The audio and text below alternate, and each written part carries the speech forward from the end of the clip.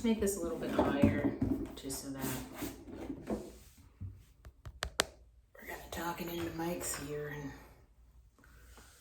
you guys can like see me and all those good things. So,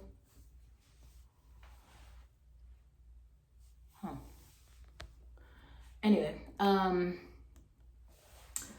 tonight I have a cocktail that I brewed because some of you guys know, well, maybe actually, I don't know if I've ever told any of you guys, I started my career in hospitality as a bartender.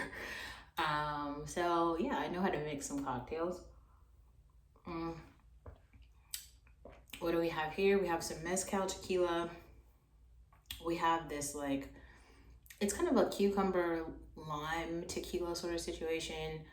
A little bit of orange juice, some smoky paprika, and grapefruit bitters. So cheers, guys. Let's talk some shit.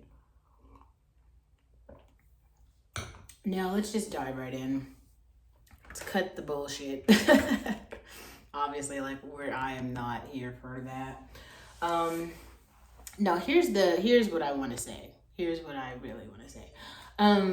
For some reason, there is this idea that like there is one form of beauty, and I've been saying this, and I feel like it's gonna be me on my deathbed saying the same thing until one day more Black women will understand, because it's like all the evidence is there, even though all the evidence is kind of there now.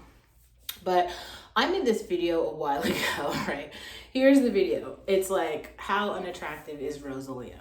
Now I still think she's pretty brutally unattractive, but here's what I do understand. In Latin America, she is attractive simply because she is closer to white.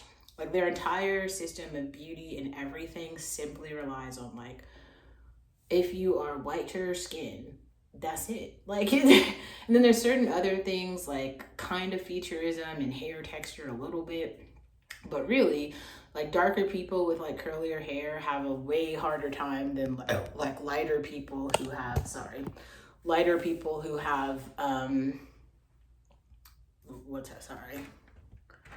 I'm trying to like fix my fucking lighting situation. It feels weird. Like, I have this awful shadow, which I don't like.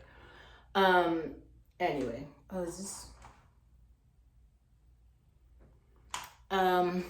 so for me personally, I feel like I grew up around really good looking people. Like, there's something about growing up in like a really good neighborhood, because everyone has like access to healthcare, and like none of these like accidental births or anything. Like, people are literally actively they're like selectively made. It's like a sortative mating all the way around. Who's the most attractive, who's the smartest.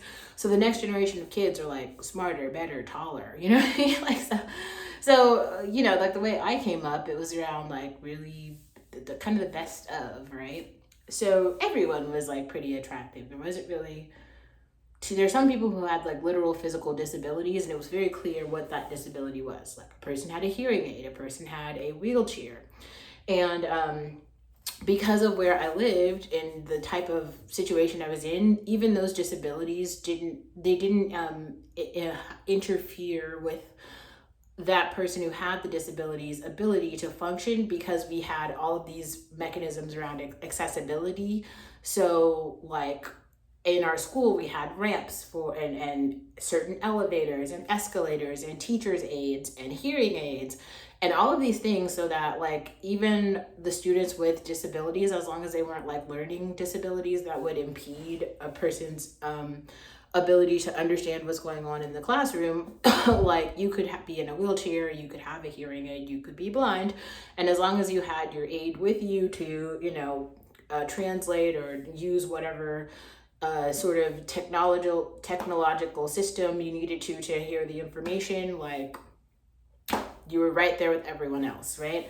So that literally levels the playing field. That's not the case at all in the developing world. And this is kind of what I think is so funny about like Latin America, like, because we actually have this international playing field. And here's the other thing I want to say. So when we're starting to talk about Latin America, we have to start to talk about like gross GDP. What I mean by that is like the amount of money that you're making relative to like everyone in the world, kind of. And that's a shitty thing to kind of start with, but that's the truth. The reason that you have to look at that is because like $100,000 in America is worth more than $10,000 in Mexico, even though you might actually be living kind of similar lives because of like what it means to be middle class. It's just that like the cost of living is much lower there. Okay, and so there's still more freedoms and abilities that you have to do things in America than say like Mexico or something. But the really sad part about like that society specifically is that like so like all of the brown people are poor, all of the black people are poor. All of them. It's not most of them, it's like everybody. So they literally look at black people as being like poor. And the whole thing about like poverty that really sucks is like you don't have shit that other people have. Like you don't have it. Like imagine if you don't have like tampons or something. Imagine if like you don't have food at home. Like not cool. Not cool.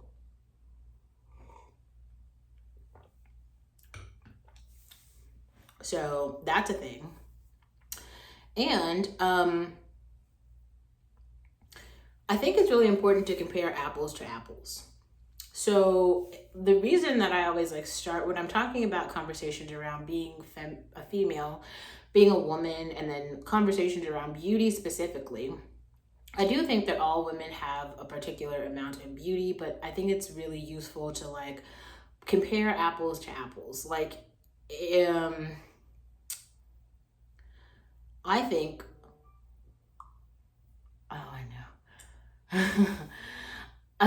So that I think that if you are comparing like Latin American people to other Latin American people who are like of similar shade and everything, who like look similarly, or who have like similar ancestry, that makes sense. But I think what has been done globally, and we just have to talk about this, like propaganda and media has made some of you, and it isn't really everyone, and it's another reason I think this is why I do video blogs and not just like a podcast. Like I want you to be able to see me and hear me say it so that you're not confused and thinking it's like someone else or somebody's writing my scripts or she doesn't really feel that way or whatever the fuck it is you think. And I keep my comments on unless they just become like completely irrelevant to the topic at hand. Like so on that video with Rosalia, I was like, how unattractive is Rosalia? I compared her to another Latin American woman who's like of the same skin complexion. I think she's from like the same part of the world as her, and so it becomes very clear like how one woman is like really gorgeous. I think I used I can't remember her name, but you can go see this for yourself. She's like a Victoria's Secret supermodel, and now she's just like a regular supermodel. She's really pretty though. If we're talking about like pretty in the face, like she's pretty. Rosalie is not that, and it's very strange because I keep seeing like media and propaganda and all these beauty brands when I like prop up Rosalia now to maybe give other women who look like her, because the majority of Latin American women are going to look more like Rosalia than they do this like gorgeous supermodel. But she's not pretty to me. To me, she's like really unattractive, but like, you know, obviously other Latin American men have the ability. They're gonna be like, oh, she's so beautiful. Like, don't believe the hype, right? Like you can look at the pictures for yourself and go make determinations. But the other thing is like someone in the comments was like, oh, obviously beauty isn't everything, you would know. That's what they said to me. And I'm like, okay, so what does this have to do with the video? And also what does this have to do with her? I'm not comparing myself to Rosalia, but if I had to compare myself with Rosalia, like obviously I look better than Rosalia. So you can feel however you feel, and you could, it does not matter to me. And the thing that really just, how can I say this? It like pushes my buttons so much is that like beauty and physical appearance is something that like you could be born to a very poor family and have nothing, and you could really still have quite a lot of beauty. And that beauty it deserves to be appreciated. And it just really sucks that media does this thing where they try to like push out ugly people to the rest of us so that we will feel like those people also have the same value of beauty as the actual beautiful people. And that fucking makes me so mad. It just bugs me to shit. Like if you I share a lot of similarities with like Black supermodels. Not like Ice Spice or Tyla, okay? Like those are, you know, pop culture girls. That to me, I'm not gonna compare. I'm not gonna start putting people in categories of like beauty categories and shit like that when they're like something else. I don't like that because I feel like we have categories and we have people who are like doing a very good job of demonstrating aesthetically pleasing things. And just for like centuries, this has been like Black supermodels. I'm like, why can't we just give them that? Like that is their purpose. And it's hard because like if you go listen, like there's conversations with Leah Beauty or Jasmine too, who will tell you how difficult it has been to work in these Eurocentric spaces. And the only thing that I want to say at this point, and I think it's really important to like point this out, we as Black women who have access to the internet and cameras and phones and all of these things, like we can literally make our own media representation without them. And we can share it with each other and we can promote each other. We can support each other and you can see what we look like and appreciate our aesthetic that has nothing to fucking do with them. And also the weird thing is I could point to like 6 Black girls right now who are just like regular girls on Instagram who are eating Rosalia up like legitimately. Or even I could find like 4 Latam girls who are like eating this bitch up. So she's really unattractive and they just won't let it go. And I think like another thing that's like super weird, because like there's always gonna be like Black men in the comments who just have some shit to say. Like, sir, nobody asked you. Honestly, like I can't describe a group who's like worse at acknowledging aesthetics than Black men at this point. It just continues to happen like over and over and over again. We've seen it for so long. Like they will prop up someone who's like physically so fucking dusty and ugly, and they'll just be like, this person is everything. And you'll be like, how, like, where, when, how, when, what? You have a camera, bitch? Like, I don't. And we'll all have to listen to it. They'll start redefining terms. And we're all supposed to be like, the sky is orange, and we all agree. Fuck that. No, we don't. No, we don't. No, we don't. I don't agree. So my popular opinion will be it'll continue to be unpopular. Like I don't think at all that I'm going to change any opinions, that anybody's going to start coming to my side and be like, oh yeah, what Olivia said is right. Like, no, I don't think that. I think there's going to be the same haters like who have been in my, especially like that's the thing too, where I think the Exoticals channels are like really important. There's a bunch of gaslighting that always happens all the time. If you're Black and pretty, like Black and dark skin, Black and brown skin, Black and light skin, whatever it is, pretty girls from all across the spectrum are going to get hate. It's not an average amount of hate. It's an abnormal amount of hate. It's going to come from managers, women, men in the world, family members, fucking everybody. And no one cares. No one's going to be sitting there like, oh yeah, like we just want things to get better for you. Like no one cares. Nobody gives a shit. They like are going to continue to try to make your life worse because you're pretty. I don't know why they do it. It really sucks, but they fucking do it. And I think you just have to get accustomed to it. And then you have to, like, don't gaslight your feelings, because that's another thing that people will try to do. They'll try to make it feel like the real experiences that you are having are not real, because there's no one else who's ever gone through that. There's always someone else who's just like you, who's gone through the same thing that you've gone through. The issue is you haven't found that story yet. And so I want to be a point of reference for some Black girls to point to her. She said it. Yes, bitch, I did say it.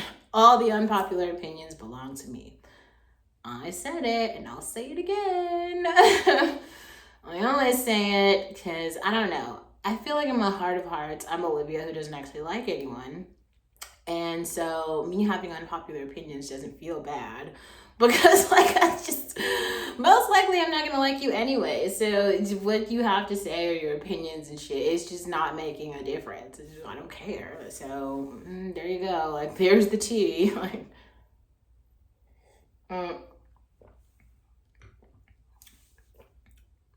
she's just so awful. I'm sorry. Like it would be different if it was just like something else. Like I guess like there's a whole thing. Some people have actually helped me like understand her story. I just think that that particular story is it's such a good example that is completely opposite of everything that I stand for. Her and Bad Bunny together, just like they're just opposite of every single thing that I stand for. They're like the polar opposite of it. It's almost like their existence is like in complete opposite of what I stand for, and I feel like every win for them is a loss for me. Like we do not coexist in space. Like we're on polar opposite parts of planet Earth. So there probably won't come a day when I'm like a Bad Bunny supporter or a Rosalia supporter or fan. Just I almost don't. I heard that Jeremy, what's his face from The Bear, was dating Rosalia. I literally was like, maybe I should stop watching The Bear so I don't support this in any way, fashion, or form. Because I'm that kind of boycotter. I'm like, yeah, well, if your significant other is a part of a project that I don't support, then I can't support you any longer. Because your political affiliations are not in alignment with what I believe in. So that's how I feel. And I have the opportunity to turn it off. But I like Ayo Edebiri a lot. And I do like the subject matter of the show. So, and I think they might have broken up. I'm not really sure. But if it starts to be like where she becomes too visible, like he's dating her and going all these places with her, I will absolutely stop watching the show and stop covering it. Delete all of my videos in reference to the show and him and talk about something else. Because that's just how I am. So,